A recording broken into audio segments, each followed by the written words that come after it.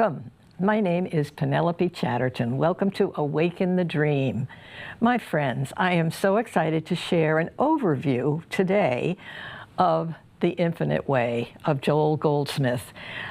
But first, I have to thank my director, Tim Riley, who's awesome. He does a great job, seems to know my every move, which is great.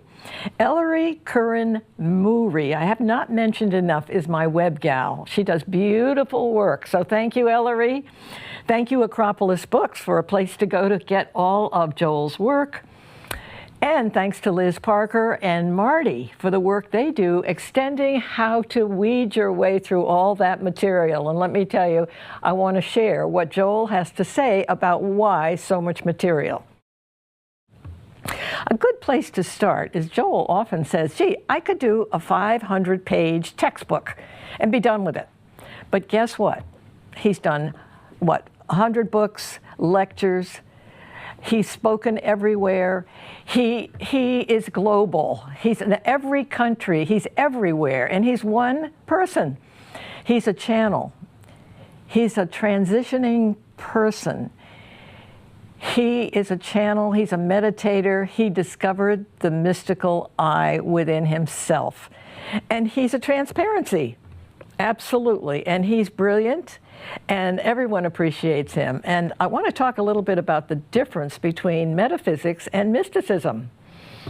He talks to practitioners about this, because practitioners, he was raised in the Christian Science church later in life, and he noticed that practitioners put their shingle up from 1 to 12 or 12 to 4, and they have specific times where they do their work with others. But that's not mysticism. That's not the infinite way. The infinite way is you're on duty 24/7. The still small voice, even if you're sleeping, is working. You have to check in. And you learn to do that in time when you realize how your life works every single day. So again, about all of that material. Now, I read all of his books, I think 50, I don't know how many, and I've heard all his lectures, and today the one that he's addressing practitioners is especially interesting because he gives an overview of why we have to be patient, of which this gal has none, I confess. And you know, as hard as I've worked for maybe 10 years on this program and on this material, I still feel like I think we all are, and Joel is comforting to say we are still in this dimension. We come into it, we know all about fear, we know all about the awful things that are going on here, and the fight is on because we don't like it. But I am in both dimensions. There's no getting around it. We just are. And you know, it's kind of a comfort for Joel to share that, because you can feel guilty. It's like, hey, why am I not walking on water today? Why am I not Jesus? Why am I not Mary Baker Eddy? Why am I not some Hindu philosopher or a Zen Buddhist? Why am I not that? I've been working hard. But that's how amazing this trip is. To say it's a long one or lifetimes, I mean, when you come in, either you're drawn to it or you're not. Now, here's some advice from Joel. Don't throw these pearls before folks that do not want to hear it. And I think that's very good advice. And you can sort of tell who doesn't want to hear it because you don't want to go there. I mean, he says, I have a big library. People come to my home. I've got these precious things. I can't show them to everybody because they won't appreciate them, and I can tell. So he's been very discerning about his life and his process. Without a doubt, the man has worked hard. So if you're drawn to the infinite way, it means you're drawn to beyond the metaphysical. The metaphysical claims things. They talk about God. There's synonyms for God. They have phrases about what God is. That's where the veil is on. Joel says that's where you don't talk. That's where God isn't. God is only the still small voice. That's it. Which means meditation is the Bible of the infinite way. The still small voice is there. 24/7, you wake up and it's there. Your job is to remember that and tune in. Rest in the grace, rest in the peace. It's there. And you know, for active, crazy people like we humans are, that's not easy. Not easy at all. So that's work. And you know, it's interesting. I've noticed in my own life certain things are leaving me that I used to find entertaining, because I think as you cultivate the still small voice, you find, darn, there's nothing better than that. There's nothing better than that. And I always ask the voice to guide me through this show, because I get nervous, because I really want to do such a good job for the Infinite Way and for folks who really love Joel Goldsmith. I mean, he's a master. And how do you know he's a master? He's a master because he's a servant. And Jesus knew that when he washed his disciples' feet. He wanted them to know he was not a king. He was not just the only one that knew God. And you know, he had a hard time. And a very interesting story, which I hadn't heard of, is King Constantine, I think 300 or 400 years after the death of Christ, decided he should organize a religion. He noticed the Hebrews were having a little too much fun, and he wasn't controlling them the way he wanted to. And so he organized religion where when you're born, that's it. You're in religion, you pay your dues, and that's it, no choice. And so I think that's kind of interesting, as he even had a Bible created, and he left all the stuff out that Jesus was talking about. I think 3 of Jesus's Bibles have been found, but a lot of them were trashed, because his Bible, King Constantine wanted his Bible to look different. It was about organization. It was about being a religious person, and the behaviors and the finances and the no choice about it. So, you know, I found that such a fascinating story, as the one about Moses. Moses, who freed the slaves. I mean, those slaves were really liked by the Hebrew king, and he had a wonderfully powerful army. So the fact that Moses could actually hear the still small voice, he was out of his body. He knew what eternity was. So he knew that there would be pillars of fire by night, and by day, and shadows by night, or shadows by day and pillars of fire by night, as he led the Hebrews out of slavery. Now, here's a punchline. Could they go into the promised land? This is a good point. No. He was fine getting them out of there. But to the promised land, which is where he had his vision of eternity and the still small voice and the heavenly riches, he experienced that, which enabled him to do all of those miracles. But to get there, he can take you up to the promised land, and guess what? No one can do it but you. Individual consciousness. We all have a part to play in this. We all have a job.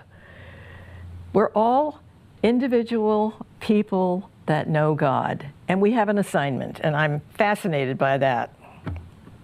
Because I wouldn't be doing this if I weren't hit over the head by that Parenthesis in Eternity book that Joel wrote, and I read 10 years ago. I just had to sit down because his journey was a lot about mine, and I just couldn't believe that I had to share that, because it was healing me. And I do this because I'm working on my work. I'm working on me. I'm working on my soul. I'm working on being attentive to the still small voice. So as I study and practice and preach and teach, I'm a student teacher. There's no getting around it. I'm not a prophet. I'm not a practitioner. I'm a student teacher. And I love my job. And I'm still at it. So as I preach what I need to learn, and my preparation has taken me away from so many things in this dimension that I walked into when I was born. I mean, the Garden of Eden, I want that. I want that. I want the still small voice. I want the comfort of being in this dimension and actually doing my job to erase fear thoughts. And that's what we can do. We don't have to be 3 million people to do it. We can be a group of us, a small group of us can do this. And we can move mountains as we erase fear. So, whatever your job is, you've got one. And you know what that job means? You're redefining who God is. What about He prepareth that which He would have me do? What do you think that means? It doesn't mean you have any choice in what you do. You're given your assignment, and your assignment is not about what you want. It's not what I want. It's what God wants you to do for God. He wants us to help redefine His energy, His love, His peace. And we always know service is a way to know who's ready for this. Those who serve, those folks have grace. They know what they're doing. But we're given this assignment as we're ready for it. And not everybody is, and that's okay. We judge not. We judge not. Paul said, I live not, but Christ liveth my life for me. He knew. He knew. And there are many prophets in the past, Joel is mentioning, that knew all about the still small voice and the perfection of eternity here and now. There's been a lot of writing about that. There have been a lot of prophets that have taken us so far along the path. But as I say, metaphysics have moved us into mysticism, the mystical eye. The mystical eye is who we are. Without words, it's silence, it's listening, it's meditating, it's knowing I am He. I am He. I am a voice for God. I have a partner. I have someone working with me. Every minute of every day, when I sleep, it's still active. It's always 24/7. Not like practitioners who put their shingle out for so many hours. It's a wonderful assignment, because who of us don't want inner peace? Who of us don't want to walk on water? Who of us don't want those heavenly riches? Our soul, our mind, our bodies are all created by the source, the God within us, the eternal God. We're one huge soul, and we all have a part in this drama, in this beautiful time to be here. It's so interesting when you look around at all the kinds of professions that there are, that this would be one we could have. If Joel moves your heart, that's pretty wonderful. And you know, he says, we're not going back to be kings and slaves. You know, we've worked our way through many, many incarnations to be here, or to be available for this kind of work. I mean, we've suffered. We've suffered in the human scene, and as we come in, we wake up when we're ready. And God works with us and knows when we're ready. We're one huge soul with an individual assignment, but it can't be about us. Can't be about what you want. Can't be about money. Even Joel talked about when he was working with practitioners about he was shy money. And they were working on it, but he realized later the reason it wasn't working was because it's what he wanted. As soon as he let go of what he wanted financially, finances worked.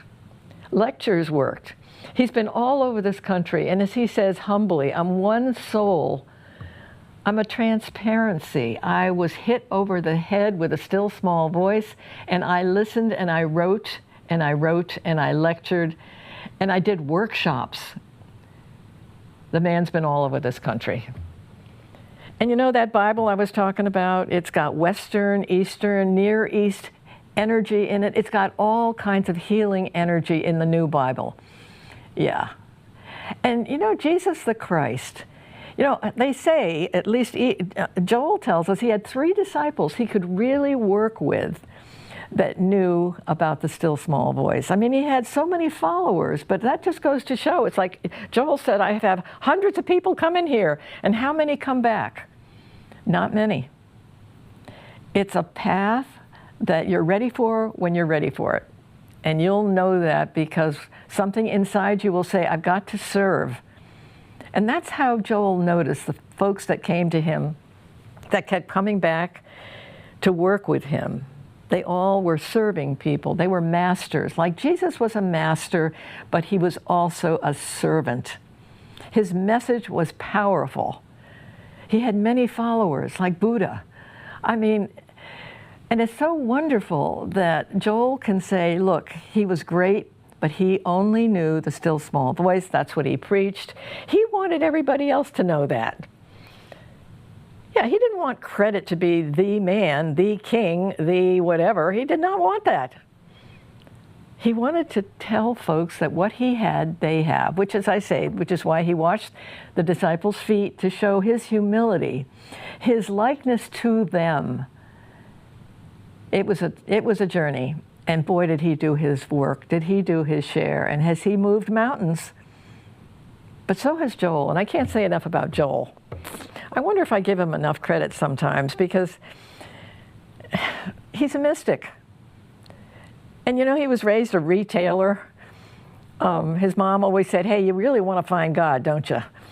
And you know, he sold his linens and he traveled with that. And then I think his father was healed by a Christian Science practitioner, and I think he was healed. So what's interesting about that, that did it. That did it.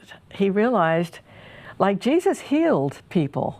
He helped them with finances, with anything they needed. He could do that with them, working with them, when those who could understand him. But Joel, I mean, a transparency is a miracle. He learned after he had to leave actually the Christian Science church, because there was rough stuff going on. There was human stuff going on, as any organized religion or any organized anything. And he wanted to go further than that. He wanted something that was purer. He wasn't looking to start a church. But all I can say is I'm so grateful to him. And there are numerous sites that like the Infinite Way. I think they're on the lower thirds that will come up during this show, where you can check out other folks who are working with that material. And of course, Acropolis Books, if you need anything, that's the place to go. Now, Liz Parker and Marty, I mean, because there's so much material, she wrote an introduction on how to weave your way through all of that. I mean, I bow down to her for doing it. She realized, and I, by no fluke, I just took one after another, and I just kept finding them. And I had no path in particular, but it sort of worked for me to just be in love with that. And then the lectures. I have tapes that I just adore. Sometimes I think I'm going to sound like Joel Goldsmith. I love the way he talks. I love his accent. I love the fact that his journey is so personal, and he's so warm. He loves his audience. And you know, as I say, he had 5 teachers come, and hundreds of people came. And those who could hear the still small voice stayed or came back. Those who couldn't make any sense out of it did not. So Joel has often said, I've seen so many people climb on board with this material, and I've seen so many people leave it. And I can understand that. I haven't been able to leave it. But that's why he says, do not throw your pearls before swine. Do not go out telling everybody about it. They'll find you, or they'll find the still small voice themselves. And he said, look at the sun. I love the fact he says, look at the sun. It's always shining on you. When are you going to get it, that you get under that? And listen, it's there waiting for you. So that's the interesting part about where I learned about my journey and got some comfort out of the fact that I'm in and out of 2 dimensions, which I can sort of be hard on myself about. God, I'm worried about this, or I'm worried about that, and then I meditate and I dissolve it. But I'm annoyed with myself, and maybe other folks are, who would love to walk on water and have the heavenly riches all the time. But you know, without those trials, how would we get there?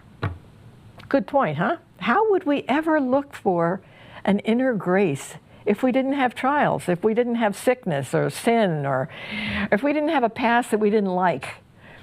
You know, Joel says, please forgive yourself if you've been crazy, if you've done stupid things, if you've been a sinner, if you've been a thief. Forgive yourself. It's over. No one's going to hold that to you. No one's going to hold that over your head. It's gone. Once you realize that you have the power within you to walk on water. I love that. I love that. He's encouraging. What can I say? He's just encouraging. And it's interesting, he was born in the late 1800s, and I think he died in his early 70s. And the work that he did, the folks that he worked with, I mean, What a mission.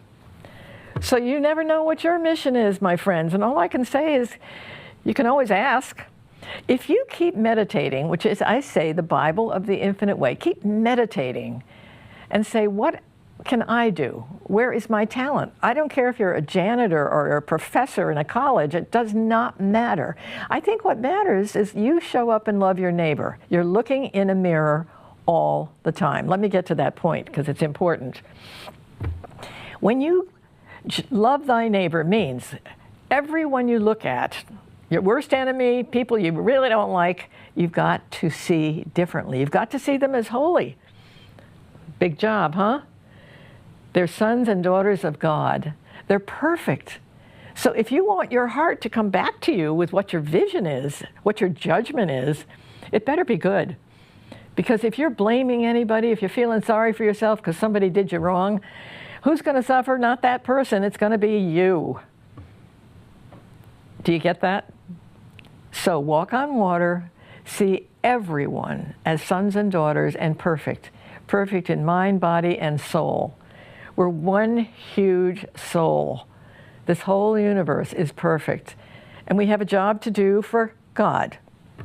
And when we get those assignments, you'll know it. You'll know it. Something will hit you where, my God, I've got this talent. I can do it this way, or I can do it that way. But you'll find a way to show up without even saying to somebody, you know, this is who I am and what I do. Just your givingness, your loving nature, just your seeing everyone as whole, complete, and perfect. That's your demonstration. And that is all you have to do. If you have a special teaching talent or serving talent or anything like that, sure. But you're perfecting who God is. That's what we do. Not perfecting what we want, what we think we should have. No, don't go there.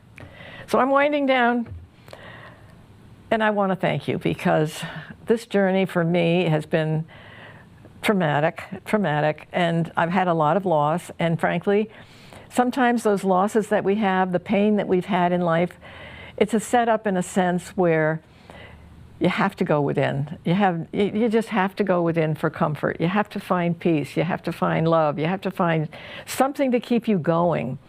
So sometimes if you have a traumatic life, there's a strange gift in it, if you can look at it that way, where you turn everything around as you meditate. I can't say enough about the still small voice. We're here to meditate, meditate, meditate. Sit under that sun which is always shining on you. Always shining on you. It doesn't go away. Get under it. All right, my friends, thank you so much for joining me on Awaken the Dream. We'll talk to you again soon.